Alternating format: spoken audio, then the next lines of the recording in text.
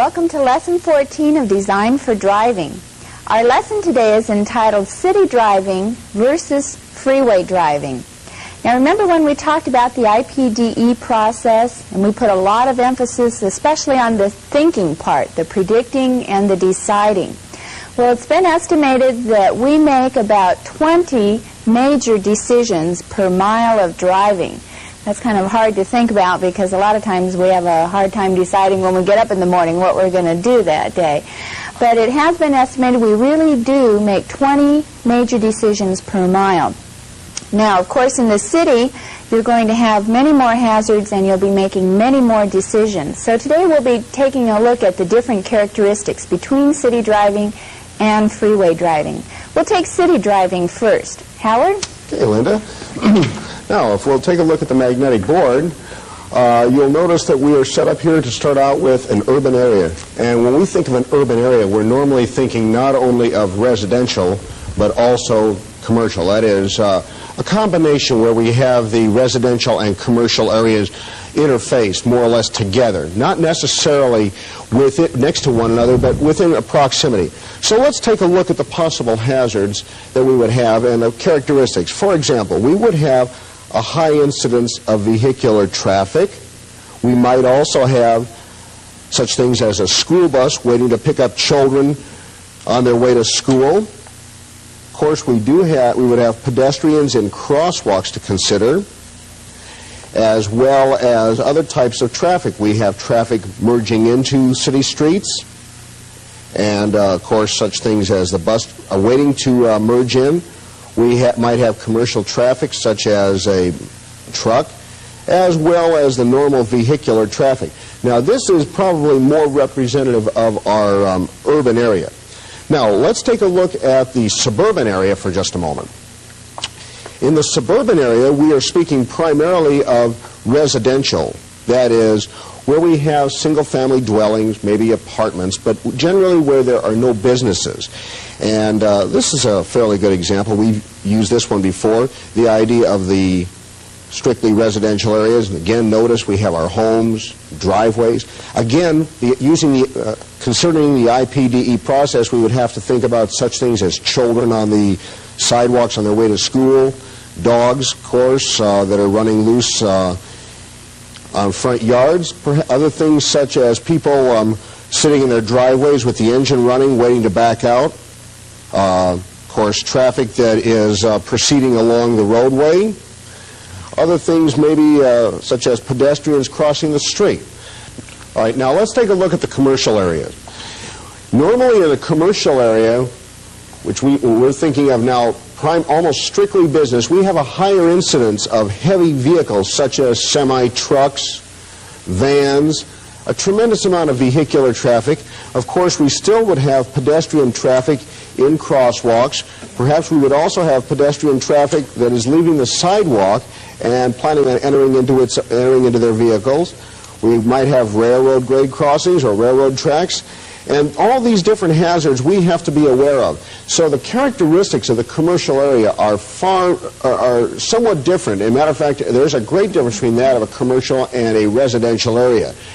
Complex, but yet we do not have as many different types of hazards as we would have with the residential area. Now, we're going to take a look at the different types of streets. Linda? Okay, one particular type of street that you will often see in this city, especially a large city, is a one-way street. Now, you will normally know if you're turning onto a one-way street by seeing this sign, or also, in combination with it, you may also see the Do Not Enter sign, the red and white sign. So these are signs in particular that you really need to watch for and be aware of when you're driving in the big city, especially. Now, the reason they have the one-way streets, and this is a sample of a one-way street here where we have one way in this direction and one way in this direction. In the larger cities where they do have a lot of heavy traffic, they have these types of streets to help with the flow of traffic, to help it getting in and out of the city and onto the freeways and out to wherever they need to go. So you really do have to watch for these in larger cities.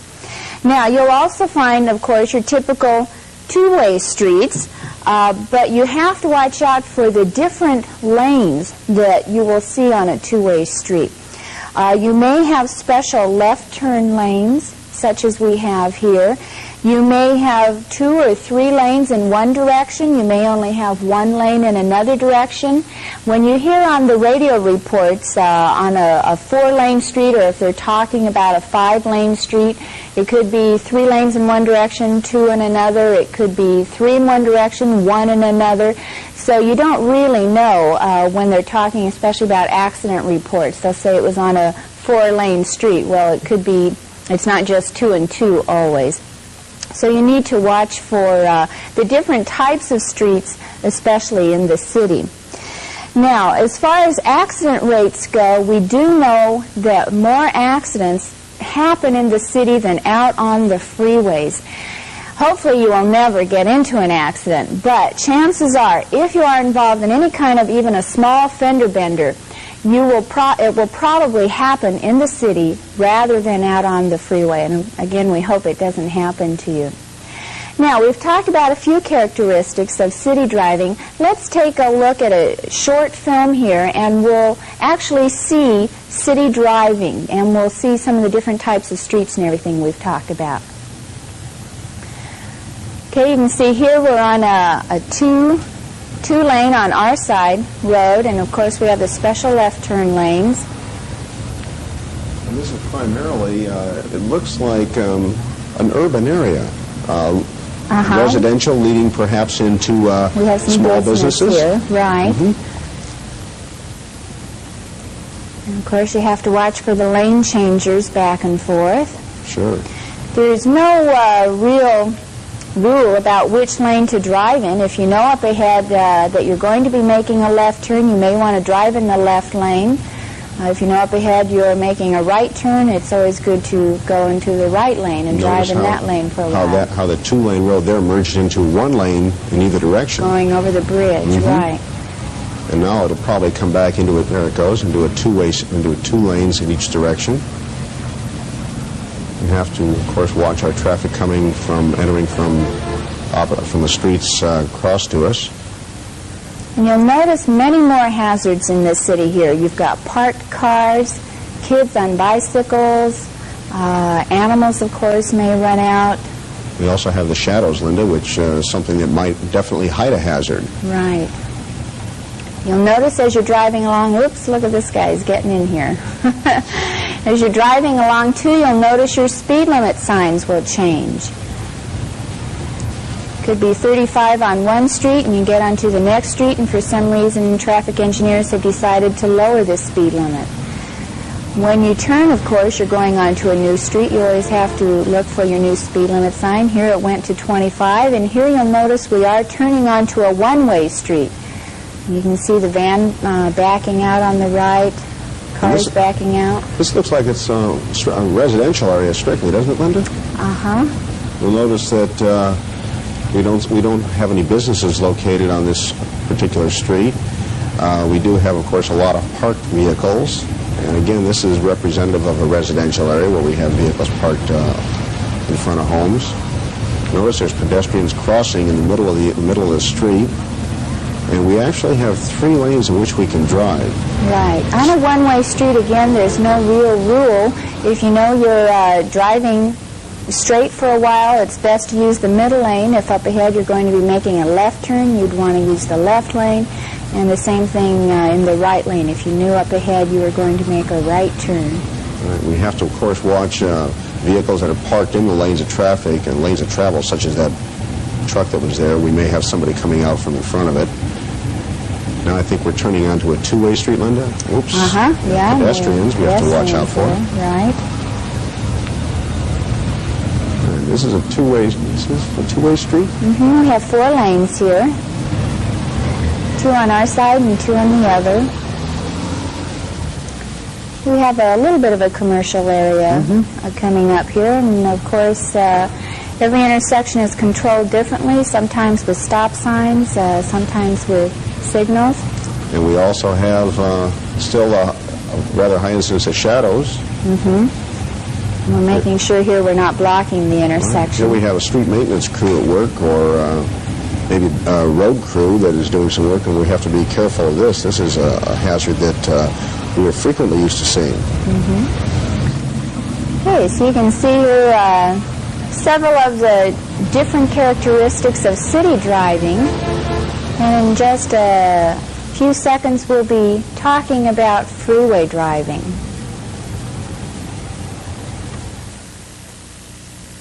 Okay, now let's take a look at some of the things that we have on freeways. And that was a very interesting film, Linda. It certainly was representative of the commercial area, the residential area.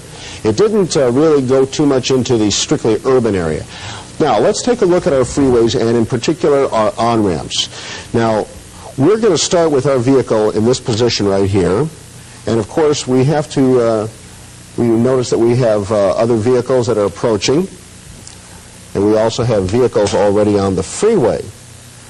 So when we are making our approach onto the freeway, we have to be very, very careful, of course, of the vehicles that are ahead of us, the vehicles that are behind us, and when we reach this point where we have the vehicles meeting together. Now, you will notice that on-ramps may be of two particular types in our area. That is controlled on-ramps, on-ramps that have signals. And this is normally for vehicles that are occupied only by one person. We might also have the carpool lanes. And the carpool lanes are normally for vehicles that have two or more, in some cases 3 or more occupants. So you should be prepared in the event that you are the only occupant of the vehicle to stop when the signals are on. And the hours are regulated. It may be, we normally have the signals on, or the controlled on-ramps for single occupant vehicles in the morning and the evening, generally Monday through Friday. We don't normally find them on weekends. And this is, of course, serves many functions. One, of course, is to smooth out the traffic entering the freeway. And secondly, it acts as an encouragement for people to carpool, or for more people to travel together. Of course, not only does it help from the standpoint of economy and the purchase of gas, but also the number of vehicles on the freeway at any given time. If we are using the carpool lane, we would not have to stop for the signal necessarily, unless, of course, we were being stopped by a traffic officer or perhaps a highway patrolman. And this, again, is normally for 2 or more occupants, and it is regulated, again, in the morning and the evening hours, where there is a free flow in the carpool lane. So these are things that we have to consider. Now, let's take a look at some of the other characteristics of the freeway, and those are primarily the acceleration lanes and the deceleration lanes. Acceleration lanes are normally thought of as that area that you travel upon before entering the flow of traffic, and it allows you to catch up with the speed of freeway traffic. So, for example, we have vehicles already on the freeway, and we are about to enter the freeway at this point here. Perhaps we are approaching from this direction. We would probably also have vehicles that would be exiting the freeway.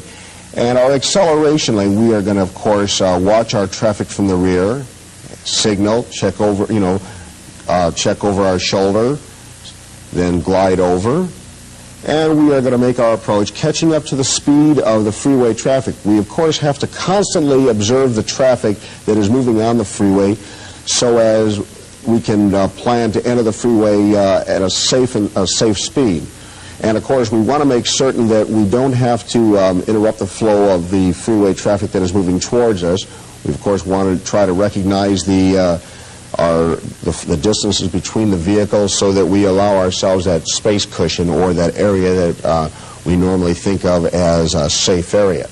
Now, our deceleration lane would be is normally thought of as an area in which we reduce our speed to enter back into the flow of city traffic. And coming off the freeway on the deceleration lane, we have to be aware of traffic that may be planning on entering the freeway, or the traffic may be, in fact, just making the circle and coming around off the freeway again. And remember that when we start to make our move over, we have to be very careful, because this vehicle could, at the last moment, enter back onto the freeway. So we have to watch the vehicle ahead of us as well as vehicles approaching from the rear. Now, following distance, of course, is extremely important, and we have discussed the rules for following distance. Remember, we had the minimum distance of 1 car length per 10 miles of speed. We had the 2-second rule, the 3-second rule, and the 4-second rule. Now, we're also now going to take a look at hazard detection and other things related to freeways. Linda? Okay, Howard's talked a lot about the higher speeds on the freeway, and this, of course, is very important to remember. Unfortunately, a majority of our fatal accidents actually happen on the freeways due to the higher speeds. So you want to especially remember that as your speed increases, your ability to detect hazards, that ability actually decreases. Let me say that again. As your speed increases, in other words, you're going 40, 50, 55, your ability to detect possible hazards on either side, that ability actually decreases. So let's take, for instance, there happens to be a dog on the freeway, and we are seeing this quite a bit now. Maybe a dog will come onto the freeway. If you're going 40 miles an hour, your ability to see that dog will be much better than if you're going 55 miles an hour. So this is a very important concept to remember.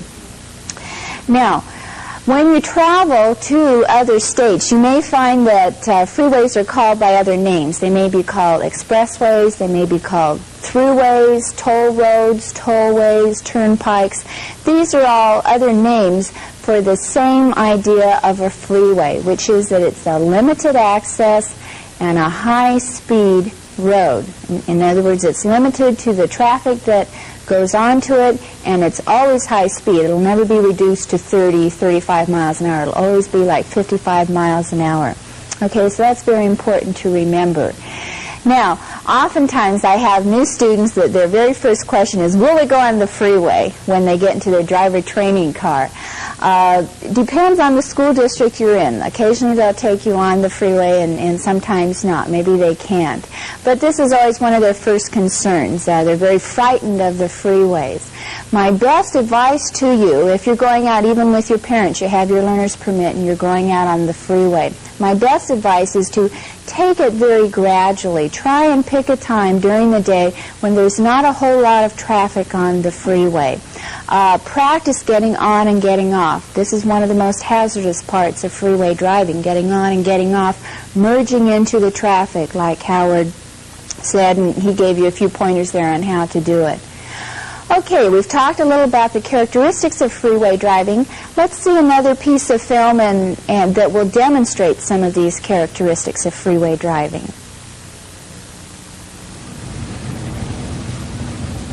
Now, this is something that we have to be aware of at all times. You'll notice how we have the vehicles ahead of us, and also notice how the station wagon is in part blocking the view of the vehicle directly ahead of it. We also have notice the gutters alongside, which of course could act as a interference. Notice that there was a vehicle in the emergency parking lane, could have been broken down, might have run out of gas, had a flat tire. Looks like we're in the right lane there, and it looks like maybe we're going to be getting off in a few minutes here, Howard, on our deceleration lane. We are in the far right lane, and apparently up ahead we'll be getting off, so we will have to be aware of other people you see here cutting in front of us. At the last minute they've decided they're going to be getting off also. Right. Here we go down our deceleration lane, starting to reduce our speed so we can enter back into the flow of city traffic. And you see the warning sign there. They advise that you reduce your speed to about 25 here on the off-ramp. Right. And all kinds of warning signs showing you that the off-ramp curves to the left. Also, the markings on the deceleration lane can indicate that there's a signal ahead. Right. And here we are back on the city streets. And then we'll be getting back onto the freeway again. These are all Southern California freeways, by the way, that you're seeing here. Okay. We're about to... We're merging onto the city streets here.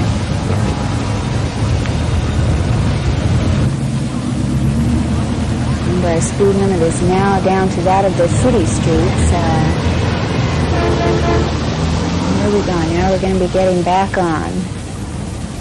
This is part of downtown LA here. Right, sure looks like. Here we go, we're about ready to make our approach onto our acceleration lane. Here's the on-ramp. Now we will be approaching this freeway from a stop. You see the words for stop ahead.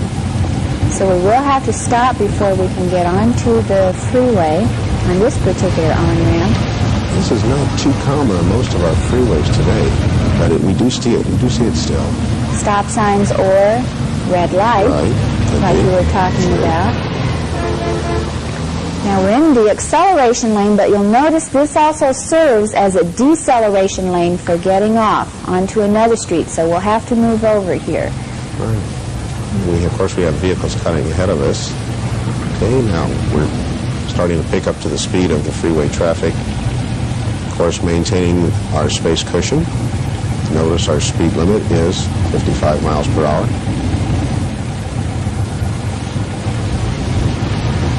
Everything looks good so far. We have, of course, bridges and overpasses which will cast shadows. You can also see we're approaching an interchange. An interchange is where you have various freeways coming together and all splitting up and going their own separate ways. But this also means that people will be making lane changes back and forth, switching from one freeway to the other. So it can be hazardous. Probably one of the most hazardous areas on a freeway, Linda, are interchanges. Now we're moving over, and we're going to, at this area, the freeway split off, as Linda said. You'll notice how traffic is still changing lanes. Okay, we're proceeding on our freeway. At this point, we've selected the middle lane to travel in. Again, we know we won't be getting off on the left up ahead, and the left lane on the freeway, of course, always is the fastest lane of traffic. So generally, if you're in that number one lane, that far left lane, you should be doing pretty much the speed limit. If you want to go slower, you should be over to the right. Right. We've just moved into the right-hand lane. We're reducing our speed slightly. Probably be getting off. Okay. Notice at this point we have traffic that's going to be merging onto the freeway, and this is a very hazardous condition. We have to be very, very aware of the traffic approaching from the side. Now, we're going to take a look at some of the characteristics as far on a comparative basis of both city traffic and freeway traffic, or the city area and the freeway area. And let's take a look at our first one. In the city, of course, we do have many different types of intersections to watch for. And of course, on the freeways, we have no intersections. This is one of the main characteristics of a freeway, are no intersections. In the city, we do have cross traffic of all different types. We could have pedestrians, we could have motorized vehicles, we could have non-motorized vehicles such as bicycles, but many different types of cross traffic, and it could be at various different times. You could go one block and have cross traffic. You could go several blocks and then encounter cross traffic. Right, but we would have no cross traffic on a freeway. We might have traffic moving from one lane to another, but we would have no traffic approaching from the opposing direction.